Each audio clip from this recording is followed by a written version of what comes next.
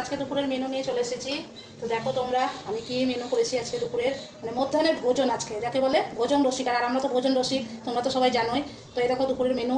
প্রথমে গরম গরম ভাত দিয়ে দিলাম, তারপরে দিয়ে দিলাম এখানে লেবু, এখানে দিয়ে দিলাম শসা, এখানে দিয়ে দিলাম লবণ, এখানে দিয়ে দিলাম একটা লঙ্কা, এখানে আছে পটল ভাজা, এখানে আছে মাছের ডিমের বড়া, এখানে আছে কুমড়ো ফুলের বড়া, এখানে আছে পোস্ত দিয়ে আলু ভাজা, আর এখানে আছে বন্ধুরা মাছ ভাজা, এখানে আছে মসুরি ডাল, এখানে আছে রুই মাছের তরকারি, এখানে আছে আলুর দম,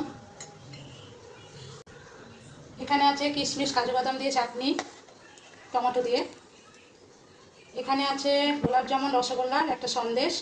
বন্ধুরা এবার শেষ পাতে আছে পায়েস।